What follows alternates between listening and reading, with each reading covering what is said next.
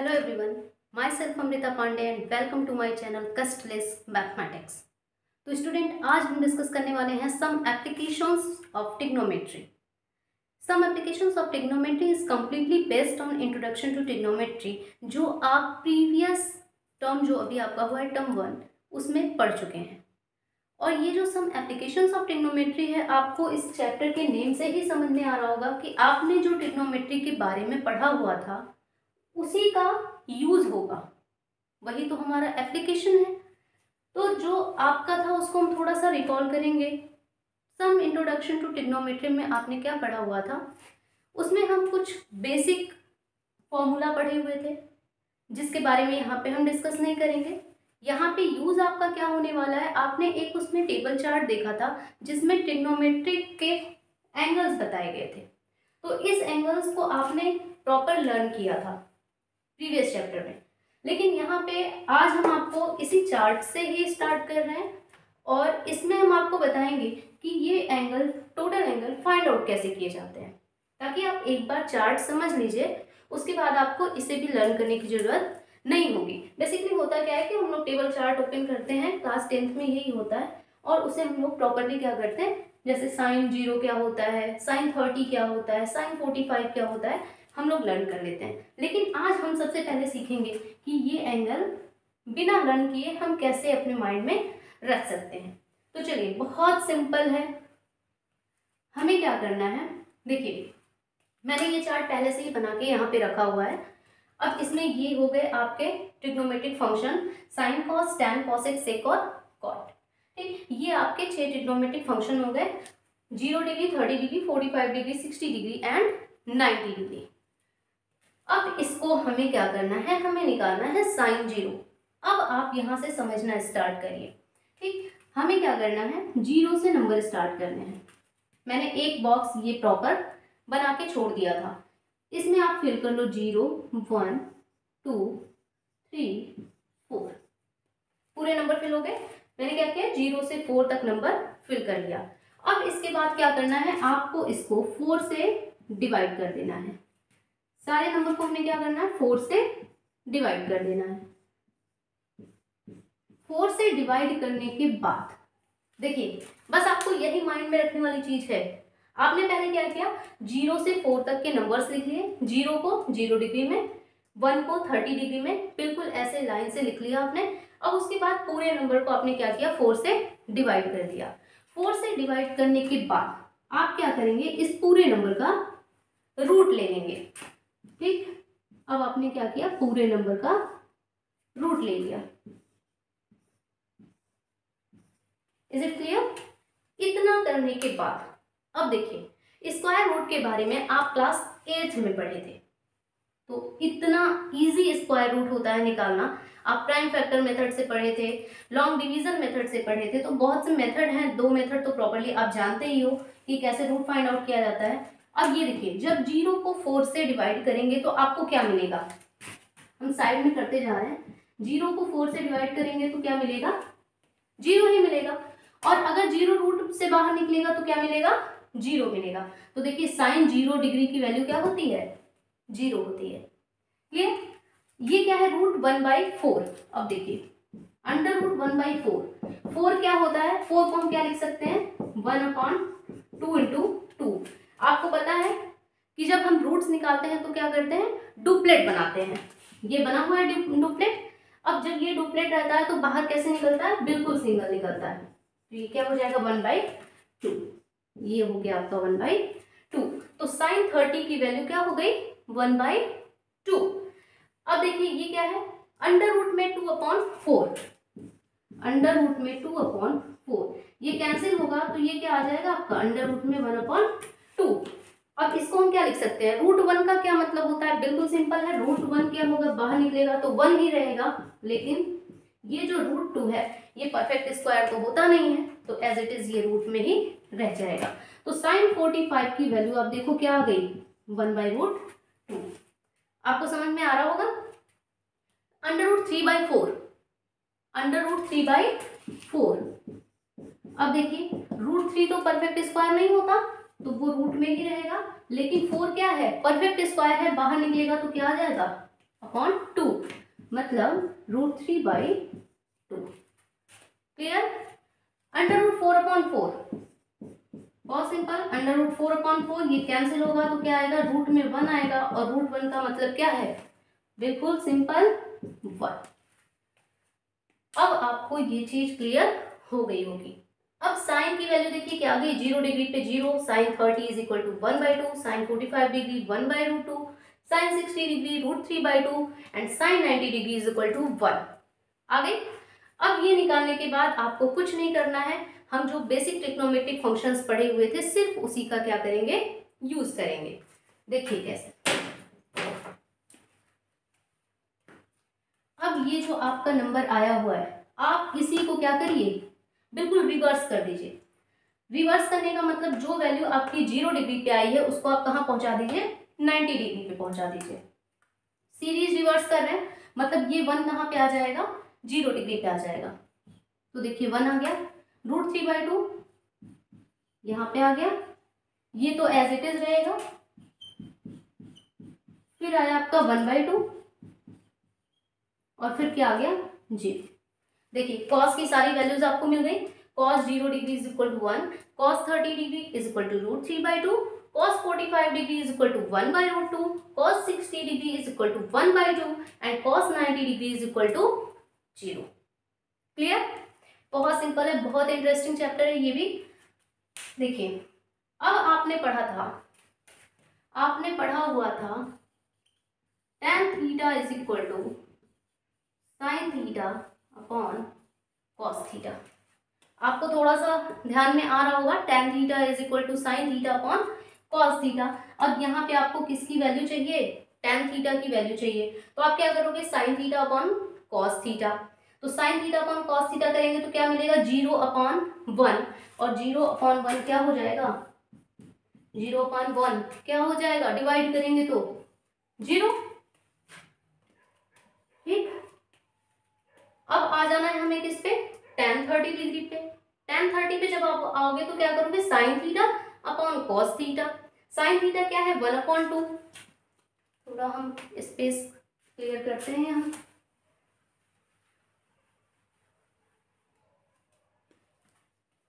देखिए sin theta upon cos theta निकालेंगे 30 degree करने के लिए, tan 30 निकालने के लिए, तो क्या मिलेगा, 1/2 फुल डिवाइड √3/2। अब ये डिवाइड करने तो आपको आता ही है, जो बिल्कुल बॉटम पे रहता है वो टॉप पे चला जाता है, और ये इसके साथ आ जाता है। तो ये क्या हो गया, 1/2 डिवाइड बाई 2/√3। 2 से 2 कैंसिल हुआ तो बचा क्या, 1/√3। तो आपकी tan 30 की वैल्यू क्या आ गई, 1/√3।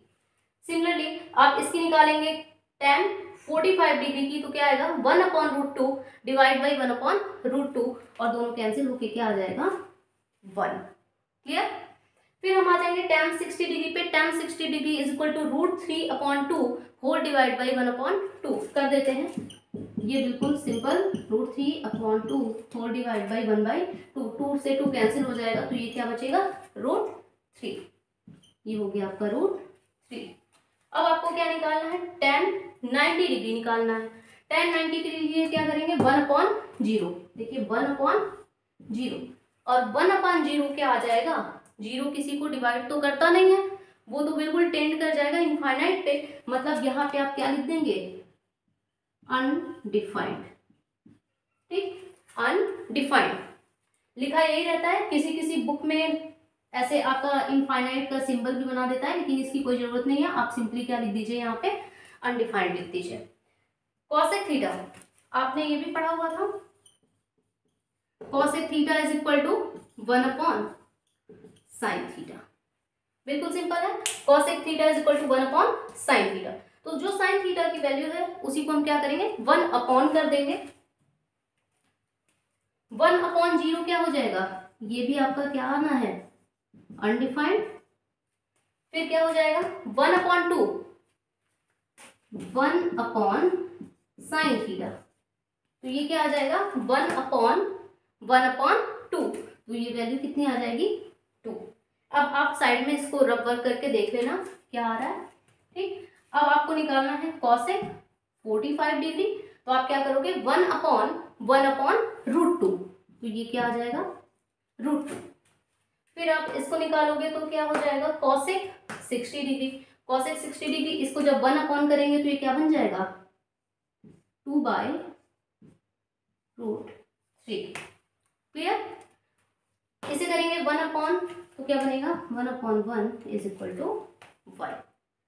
अब आप sec थीटा निकालेंगे, तो sec theta is equal to होता है 1/cos थीटा।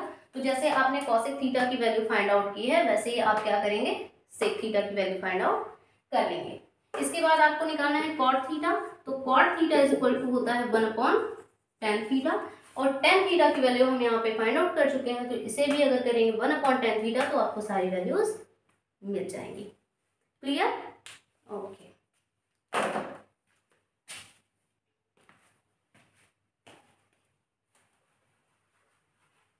अब इसके बाद हम पढ़ेंगे क्लास जो आपका टर्म 1 का था, उसी को थोड़ा सा और रिकॉल करेंगे, क्योंकि आपका इसमें यूज होगा उसका बहुत अच्छे से। एक बार रिकॉल कर देते हैं और फिर इस चैप्टर के टॉपिक्स पे हम आ जाते हैं। ओके, एक बार हम चलते हैं। आपने पढ़ा हुआ था कि ट्रिग्नोमेट्रिक फंक्शंस हम कहाँ पे अप्लाई करते हैं, हमेशा राइट एंगल ट्रायंगल में ही ये ट्रिग्नोमेट्रिक फंक्शन अप्लाई होते हैं। ओके, तो ट्रायंगल की हम कुछ नेमिंग कर देते हैं, triangle ABC, where right angle at B. Triangle ABC is a right angle triangle where right angle at B. Okay, अब देखिए हम लोग करते क्या थे, जब इंट्रोडक्शन पार्ट हमने पढ़ा था तो हमने क्या किया था, एक एंगल को हमने थीटा ले लिया था। अब बहुत सिंपल होता था ये, थीटा के सामने की साइड हमेशा क्या होती थी, परपेंडिकुलर होती थी। तो थीटा के सामने की साइड, बस आपको यही ध्यान में रखना है, थीटा के सामने की साइड क्या होगी, परपेंडिकुलर होगी। ओके, ये तो बेस है ही आपका, क्योंकि परपेंडिकुलर और बेस ऑलवेज एक साथ होते हैं। ये हो गई आपकी बेस, और जहां पे 90 डिग्री एंगल बनता है उसके जस्ट सामने की साइड जो होती है वो सबसे लार्जेस्ट होती है, और वही हमारी क्या हो जाती है, हाइपोटेनस हो जाती है। क्लियर, थीटा के सामने की साइड परपेंडिकुलर, ये बेस और ये hypotenuse, right angle triangle. Clear हो गया। अब इसके बेसिस पे जो हमने 6 ट्रिग्नोमेट्रिक फंक्शंस पढ़े हुए थे उसको हम यहाँ पे देखते हैं। आपने इन टर्म्स ऑफ ट्रिग्नोमेट्रिक फंक्शन दो तरीके से पढ़ा था हमने। देखिए, जो एक अभी हमने चार्ट पे जितनी भी वैल्यू फाइंड आउट की वो एक अलग टर्म था, जैसे आपने लिखा tan theta is equal to sine theta upon cos theta, फिर आपने लिखा sine theta is equal to 1 cosec theta, tan theta is equal to 1 cot theta. लेकिन अब हमें इन ट्रिग्नोमेट्रिक फंक्शंस की वैल्यू कैसे पढ़नी है, in terms of perpendicular, base and hypotenuse. बहुत सिंपल, इसको एक ट्रिक से पढ़ेंगे। ऊपर लिखेंगे साइन थीटा, कॉस थीटा और tan थीटा। ओके, नीचे की लिखेंगे हम cosec theta, sec theta and cot theta. अब देखिए हमने लिख लिया PBP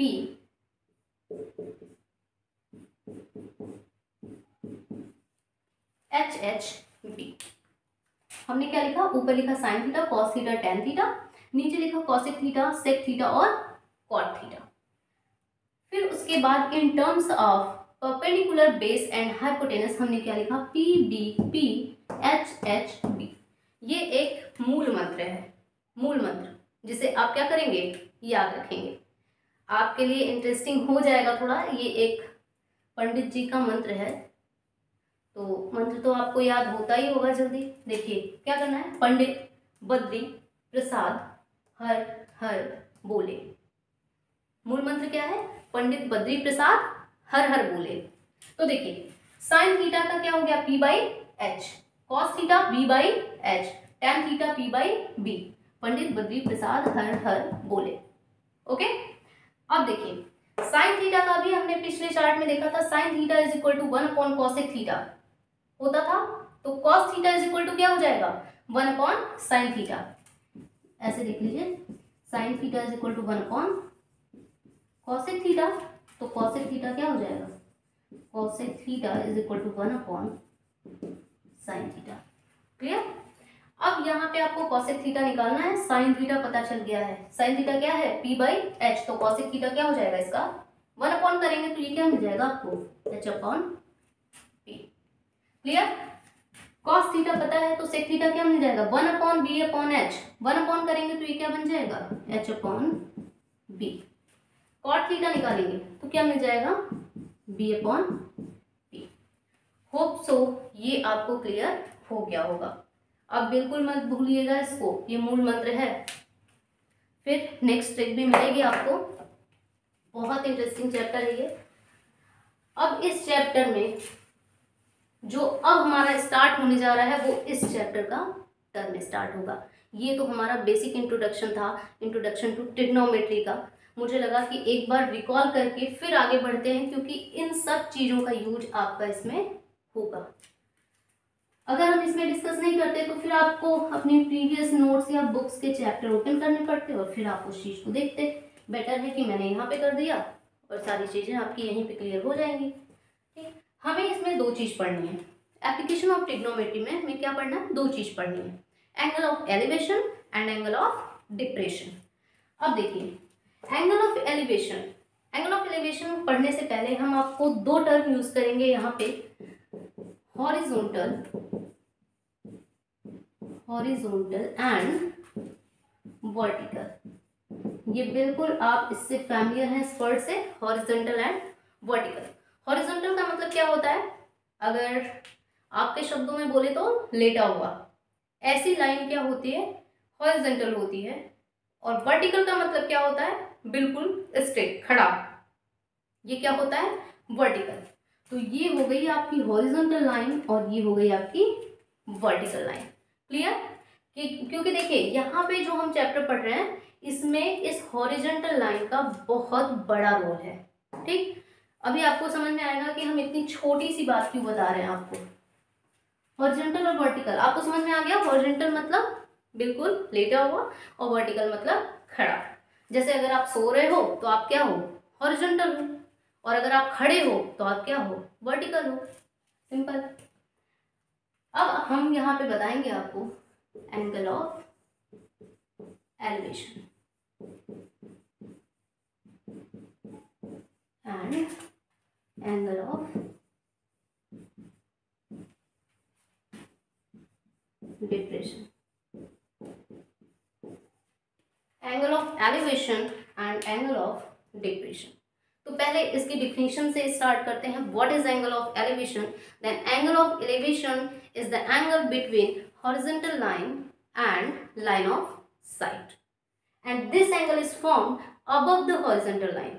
It means angle of elevation क्या होता है, ये एक ऐसा एंगल होता है जो horizontal line और line of sight के बीच में बनता है, लेकिन horizontal line के ऊपर होता है। Similarly, angle of depression क्या होता है? Angle of depression is the angle between horizontal line and line of sight, but it is formed below the horizontal line. एक माइन्यूट सा डिफरेंस है, it is formed above the horizontal line and it is formed below the horizontal line. Is it clear? मतलब ये एक ऐसा angle, जैसे देखिए हम यहाँ पे बनाते हैं एक tower. Okay, assume this is a tower. If you are standing here, that is you are standing on the ground. मान लीजिए आप यहाँ पे खड़े हैं और यहाँ पे खड़े होके आप कहाँ पे देख रहे हैं, यहाँ पे खड़े होके आप कहाँ पे देख रहे हैं, टावर के टॉप पे देख रहे हैं। ठीक है, आप यहाँ पे देख रहे हैं। अब देखिए आपकी हॉरिजॉन्टल लाइन, ग्राउंड से हॉरिजॉन्टल लाइन आपकी कौन सी होगी, यही तो होगी ग्राउंड से हॉरिजॉन्टल लाइन। हमारी हॉरिजॉन्टल क्या है, ग्राउंड से, यही तो हॉरिजॉन्टल है। हम क्या कर रहे हैं, देख रहे हैं कॉर्नर में, आप देखो तो ये आपका क्या हो रहा है, ये एक हॉरिजॉन्टल लाइन बन रही है और मेरी ये जो आंख से क्या बन रहा है, लाइन ऑफ साइट, मतलब जिस ऑब्जेक्ट को हम ऊपर देख रहे हैं। तो देखिए ये जो एंगल मेरी आई के साथ बन रहा है, उस ऑब्जेक्ट को देखते हुए वो हॉरिजॉन्टल लाइन की क्या बन रहा है, बिल्कुल ऊपर बन रहा है। देखिए मान लीजिए ये यहाँ पे कोई बच्चा खड़ा है, या आप खुद को ही देख लो, आप ही खड़े हो, ठीक है, ये आप ही हो, मैच कर रहा है आपसे फेस, छोड़ो। आप यहाँ से क्या कर रहे हो, अब आप बोलोगे कि इसका मुंह तो इधर हो गया, उधर कैसे देखेगा, देख रहा है, एज्यूम कर लो मैथ की स्टूडेंट हो, ठीक है। देखो ये इसकी आई है, ठीक, और यहाँ से ये इधर देख रहा है, ठीक है। यहाँ पे मान लीजिए कोई बर्ड बैठी हुई है और ये बच्चा जो है इस बर्ड को बहुत ध्यान से देख रहा है, मतलब ये क्या कर रहा है, ये हो गई आपकी हॉरिजॉन्टल लाइन, ये क्या हो गई हॉरिजॉन्टल लाइन, क्योंकि ये क्या है, ग्राउंड के पैरेलल है बिल्कुल, ये हॉरिजॉन्टल लाइन हो गई, और ये बच्चा ऊपर देख रहा है तो ये क्या हो गई, लाइन ऑफ साइट हो गई। ओके, हॉरिजॉन्टल लाइन हो गई, ये लाइन ऑफ साइट हो गई। तो इस दोनों के बीच में कुछ एंगल क्रिएट हो रहा होगा थीटा, और यही एंगल क्या कहलाएगा, एंगल ऑफ एलिवेशन कहलाएगा। क्लियर है। यहां पे हम आ जाते हैं, मान लीजिए ये टावर है, अब आप ग्राउंड पे नहीं देख रहे हो, ग्राउंड पे खड़े नहीं हो आप बल्कि क्या कर रहे हो, यहाँ पे कोई एक बॉल रखी हुई है, ठीक, और गलती से आपको टावर पे चढ़ा दिया गया। मान लीजिए आपके पापा दौड़ा रहे थे आपको मारने के लिए, और आप चढ़ते चढ़ते कहाँ पहुंच गए, टावर के टॉप पे, और आपको खुद भी नहीं पता चला, हो सकता है ना। चलिए देखिए यहाँ पे एक बॉल रखी हुई है और यहाँ पे आप बड़े मजे से बैठे हो, ठीक है, उड़ रहे हो कि बैठे हो पता नहीं, मान लो आप यहाँ पे बैठे हो, ठीक, और यहाँ से बैठ के आप क्या कर रहे हो, इस बॉल को देख रहे हो, इस बॉल को देख रहे हो। तो अब ये हॉरिजॉन्टल लाइन तो है, लेकिन लाइन ऑफ साइट कहाँ से बन रही है, ये बन रही है, आप यहाँ से देखना शुरू किए हो ना, आपकी आंख तो यहाँ पे है तो ये लाइन ऑफ साइट तो आ रही है, लेकिन आपकी आंख से ही तो हॉरिजॉन्टल लाइन बननी चाहिए। तो हॉरिजॉन्टल लाइन आपकी अब कैसे बनेगी, ऐसे बनेगी। तो ये जो एंगल बनेगा यही क्या कहलाएगा, एंगल ऑफ डिप्रेशन कहलाएगा। क्लियर है। देखो आप यहां से देख रहे हो, अब ये एंगल देखो हॉरिजॉन्टल लाइन क्या बना, नीचे बना, तो ये क्या हो गया, एंगल ऑफ डिप्रेशन हो गया, और ये एंगल क्या हुआ, हॉरिजॉन्टल लाइन के अबव बना हुआ है, तो ये क्या हो गया, एंगल ऑफ एलिवेशन हो गया।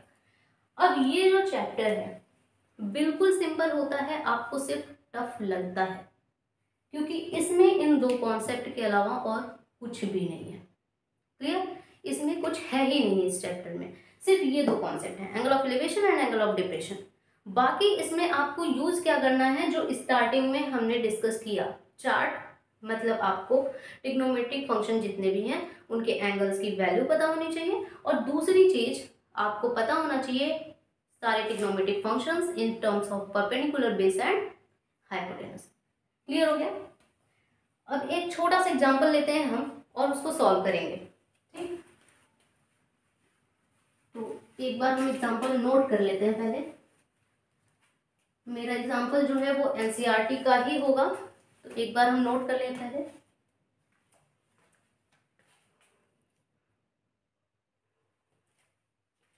चलिए स्टार्ट करते हैं, मैंने एग्जांपल नोट कर दिया है। अ tower stands vertically on the ground. एक टावर है जो ग्राउंड पे वर्टिकली खड़ा है। From a point on the ground which is 15 meter away from the foot of the tower, the angle of elevation of the top of the tower is found to be 60 degree. Then find the height of the tower. अब देखिए बच्चा, इसमें क्या होता है कि आपको question दे दिया। अब सबसे फर्स्ट स्टेप जो आपका होगा, आपको इसका डायग्राम बनाना पड़ेगा।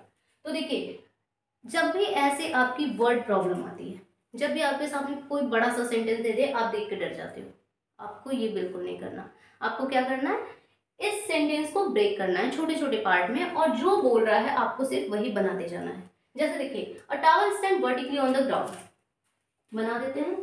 एक टावर है, टावर ए बी, ये ग्राउंड पे खड़ा है बिल्कुल वर्टिकली, बना दिया। Which is 15 metre away from a point on the ground, ground के पॉइंट से, जहां पे ये बी पॉइंट है, which is 15 metre away from the foot of the tower, इस टावर के फुट से, तो यही तो होगा इसका फुट, इससे 15 मीटर क्या अवे, मान लीजिए यही क्या है इसका 15 मीटर है, ठीक, 15 meter away of the foot from the foot of the tower, the angle of elevation of the top of the tower is found to be 60 degree. इस टावर के टॉप से एंगल ऑफ एलिवेशन पाया जा रहा है, कितना पाया जा रहा है, वो है 60 डिग्री।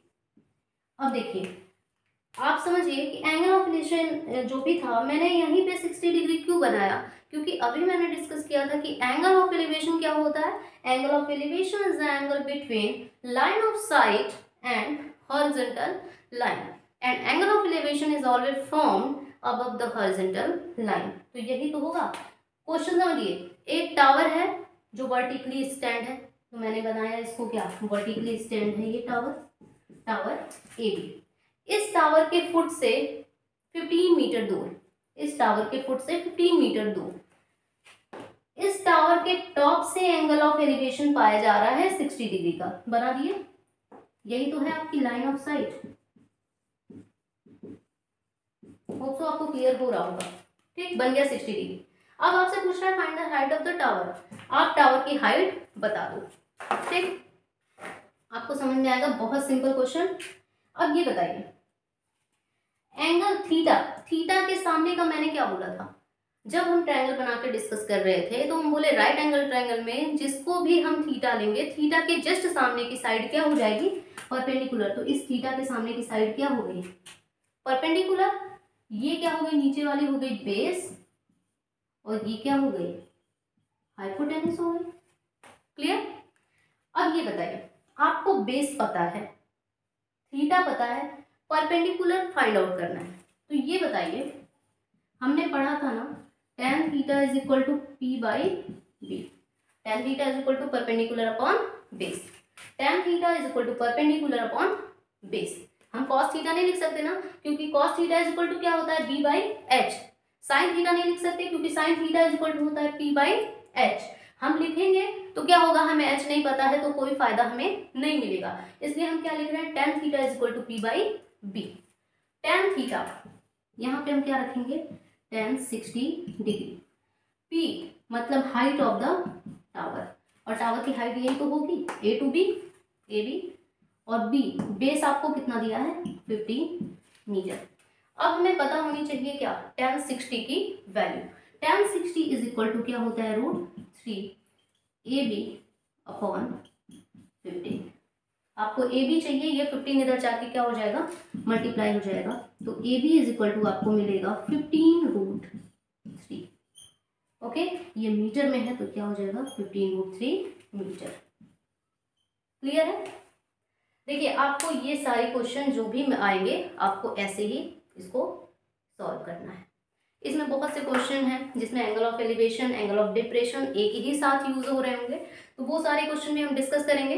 लेकिन आज के लिए सिर्फ इंट्रोडक्शन पार्ट ही रहेगा, क्योंकि मैंने हर वीडियो में यही बोला है आपसे कि ये क्रैश कोर्स है, तो हम पहले बेसिकली आपका जो इंट्रोडक्शन पार्ट होगा वही डिस्कस करेंगे, और जैसे ही हमारा इंट्रोडक्शन पार्ट सारे चैप्टर्स का कवर हो जाएगा, फिर उसके बाद हम एनसीईआरटी के क्वेश्चंस और प्रीवियस ईयर बोर्ड के क्वेश्चन सॉल्व करेंगे।